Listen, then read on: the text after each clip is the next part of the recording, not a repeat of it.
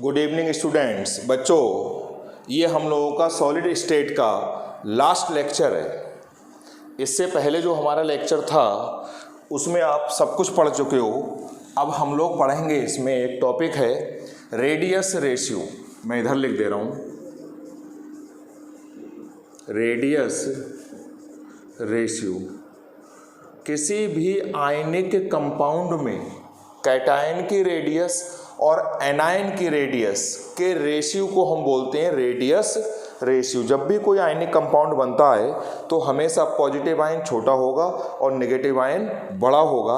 अगर आप positive ion size में बड़ा लेके आओगे और नेगेटिव आयन छोटा लेके आओगे और जब आप उनको पास पास लेके आओगे तो उनमें अट्रैक्शन ना होके क्या हो जाएगा, रिपल्सन, यानी कभी भी कंपाउंड आयनिक नहीं बनेगा, यानी कभी भी बॉन्ड नहीं बनेगा। बॉन्ड तभी बनेगा जब कैटायन का साइज एनायन से छोटा हो। तो it is the ratio of cationic radius to the anionic radius. इसकी एक टेबल है। हमने सारे आयनिक कंपाउंड्स की स्टडी करी और उनके रेडियस रेशियो निकाले। जब उनके रेडियस रेशियो निकाले तो हमको पता लगा 4 टाइप के कंपाउंड होते हैं। Radius ratio positive to negative, coordination number of cation. Next है type of structure. Type of structure हमने जब देखा तो रेडियस रेशियो की जो रेंज आई निकल के बच्चों, मिनिमम रेंज आई 0.155 से लेके पहले कैटेगरी थी 0.225, यानी किसी भी आयनिक कंपाउंड का रेडियस रेशियो 0.155 से छोटा नहीं था। सेकेंड रेंज आई निकल के 0.225 से 0.414। थर्ड आई इससे 0.732 एंड फोर्थ 732 से लेके 1 लिख दिया है, जनरली होता नहीं है, मतलब इससे बड़ा होगा तो उसको हमने इस फोर्थ कैटेगरी में रख दिया। अगर रेडियस रेशियो इस रेंज में आता है तो coordination number of cation, cation का कोऑर्डिनेशन नंबर क्या होगा, किसी भी कैटायन को कितने नेगेटिव आयन सराउंड कर रहे हैं, 1 2 3 4 5, 1 2 3 4 5, इस कैटायन का इस समय कोऑर्डिनेशन नंबर आप बोलोगे 5, क्योंकि इसको 5 एनायन टच कर रहे हैं। सराउंड करे हुए का मतलब कितने उसको टच कर रहे हैं। अगर रेडियस रेशियो इस रेंज में आता है तो कैटायन का कोऑर्डिनेशन नंबर 3 होता है। प्रैक्टिकली ऐसा ऑब्जर्व करा गया है। इस रेंज में आएगा तो कोऑर्डिनेशन नंबर होगा 4, इस रेंज में आएगा तो कोऑर्डिनेशन नंबर होगा 6 और इस रेंज में आएगा तो कोऑर्डिनेशन नंबर होगा 8।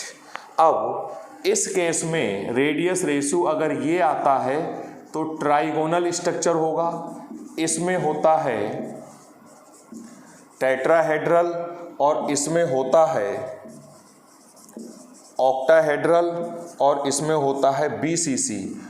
ऑक्टाहेड्रल का मतलब है NaCl टाइप, यानी FCC।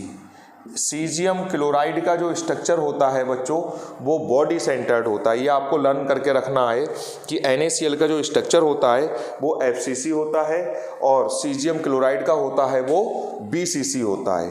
ये 4 कैटेगरीज के आयनिक कंपाउंड्स होते हैं। अब यहाँ पर क्वेश्चन कैसे आएगा, क्वेश्चन ये आएगा कि in a compound, in an ionic compound AB, radius of A plus is 100 picometer and radius of B minus is 180 picometer. Find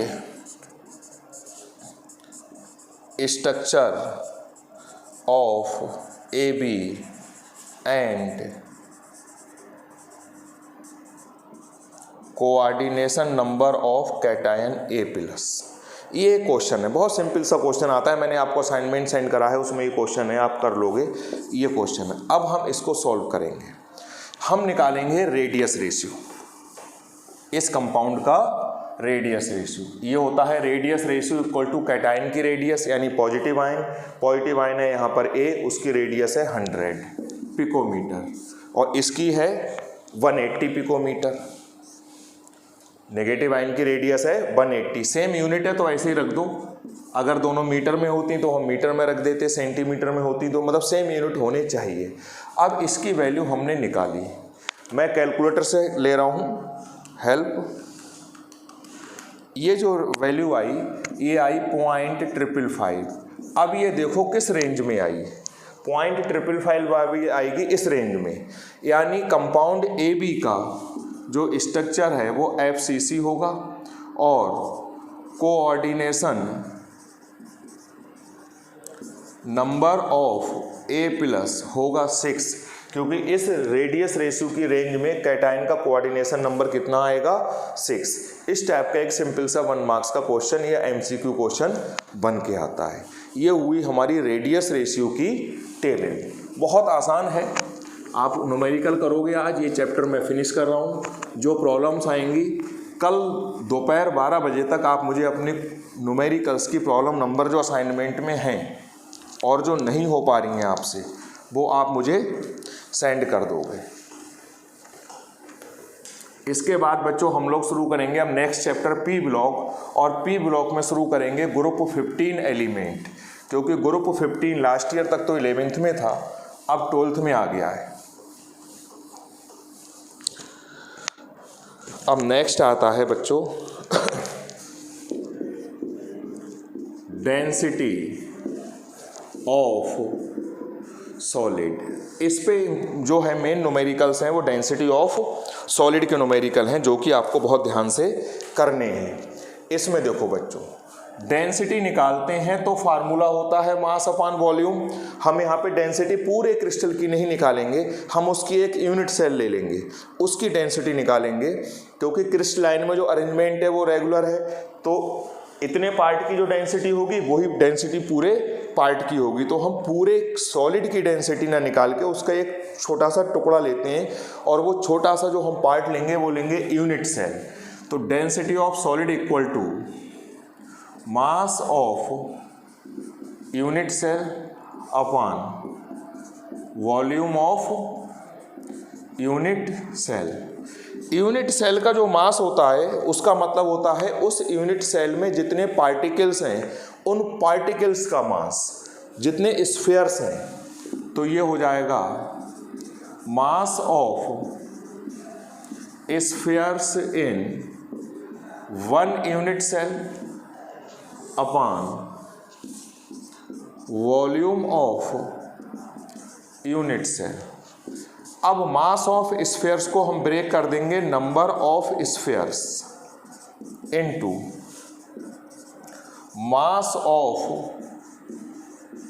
1 sphere upon volume of unit cell. Unit cell का बच्चों जो मास होता है उसके अंदर जो स्फीयर्स होते हैं, जैसे सिंपल क्यूबिक क्रिस्टल है, तो यहाँ पर ये पार्टिकल्स रखे होंगे कॉर्नर पे। इन पार्टिकल्स का जो मास होगा, एक यूनिट सेल में सिंपल की नंबर ऑफ पार्टिकल्स होते हैं 8, क्योंकि कॉर्नर वाला जो पार्टिकल होता है बच्चों उसका एक यूनिट सेल में कंट्रीब्यूशन 1/8 होता है, और इसमें ऐसे 8 पार्टिकल्स हैं। तो टोटल कितने पार्टिकल हो गए इसमें 1।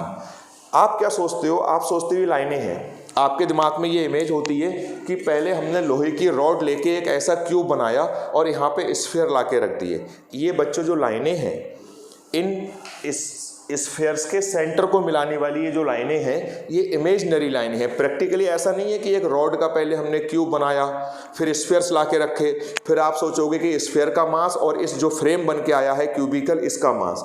ये प्रैक्टिकली कोई लाइनें होती ही नहीं है। ये स्फीयर्स एक दूसरे को ऐसे टच कर रहे होते हैं और इनके सेंटर को जो मिलाने वाली लाइनें हैं वो ये इमेजनरी लाइनें हैं। 4 स्फीयर्स लेके एक स्क्वायर बना दो, एक दूसरा स्क्वायर बनाओ, इन दोनों स्क्वायरों को एक दूसरे के ऊपर रख दोगे तो एक सिंपल क्यूबिक क्रिस्टल बन जाएगा। मेरे कहने का मतलब ये है किसी भी यूनिट सेल के मास का मतलब होता है उसके अंदर जो स्फीयर्स हैं उनका मास। अब number of particles in number of spheres, एक यूनिट सेल में जितने स्फीयर्स होते हैं उसको हम जेड से रिप्रेजेंट करते हैं। सिंपल के लिए फॉर सिंपल क्यूबिक जेड की वैल्यू 1 होती है, फॉर बीसीसी जेड की वैल्यू 2 होती है, फॉर एफसीसी जेड की वैल्यू 4 होती है। ये हम लोग स्टार्टिंग में पढ़ चुके हैं कि यहाँ पे कॉर्नर पे भी होंगे और फेस के सेंटर पे होंगे। फेस के सेंटर वाले का जो कंट्रीब्यूशन होगा वो 1/2 होगा। तो ये जेड अपान यूनिट सेल का वॉल्यूम हो गया a cube, where a is the length of unit cell. अब बात आती है mass of one sphere, one particle. Suppose कर लो क्रिस्टल है कॉपर का, किसका है? कॉपर का, यानी जो कॉन्स्टिट्यूटिंग पार्टिकल्स हैं वो कॉपर एटम है। अब एक कॉपर एटम का मास कैसे निकालेंगे? 1 मोल कॉपर एटम का जो मास होगा वो इसके एटॉमिक मास के बराबर होगा, यानी कितना होगा? 63.5। एक मोल में जो मास होता है वो मॉलिक्यूलर मास, अगर मॉलिक्यूल है और एटम है तो एटॉमिक मास के बराबर होगा। एक मोल कॉपर में कितने एटम होंगे? Na कॉपर अवोगाड्रो नंबर के बराबर एटम्स होंगे एक मोल में, का मास है इतने ग्राम। तो 1 एटम ऑफ कॉपर 63.5/Na इतने ग्राम होता है। तो 1 एटम का मास ये हो गया। अगर मान लो आपका जो सॉलिड है वो CO2 गैस से मिलके बना होता, यानी अगर कॉन्स्टिट्यूटिंग पार्टिकल्स मॉलिक्यूल्स होते तो 1 मोल CO2 का जो मास होता वो होता मॉलिक्यूलर मास के बराबर। अगर एटम है तो एटॉमिक मास के बराबर, मॉलिक्यूल है तो 1 मोल में Na मॉलिक्यूल्स होते। Na मॉलिक्यूल्स हो गए 44 ग्राम के, तो 1 मॉलिक्यूल ऑफ CO2 ये हो जाएगा 44/Na इतने ग्राम का। कहने का मतलब ये है बच्चों, जब हम 1 पार्टिकल का मास निकालेंगे तो एटम है तो एटॉमिक मास अपान Na, और मॉलिक्यूल है तो मॉलिक्यूलर मास अपान Na। तो ये मास ऑफ 1 पार्टिकल यानी 1 स्फीयर ये हो जाएगा m/Na। अब इसको आप मोलर मास नहीं समझना है बच्चों। मॉलिक्यूल है तो ये मॉलिक्यूलर मास है, एटम है तो ये एटॉमिक मास। ये डेंसिटी का फार्मूला हो गया। यहाँ पर बच्चों इसका यूनिट आ जाएगा ग्राम पर सेंटीमीटर क्यूब। इसकी वैल्यू तो ग्राम में रख रहे हैं और जो लेंथ ऑफ यूनिट सेल है उसको हम सेंटीमीटर में रखेंगे। ये डेंसिटी का फार्मूला है। जेड की वैल्यू आपको पता है, सिंपल के लिए 1 होगी, बीसीसी के लिए 2 होगी, एफसीसी के लिए 4 होगी। ये एटम है तो एटॉमिक मास, मॉलिक्यूल है तो मॉलिक्यूलर मास, और ये हो जाएगी लेंथ ऑफ यूनिट सेल, और ये अवोगाड्रो नंबर। अब एक मैं न्यूमेरिकल इस पे करवा रहा हूं।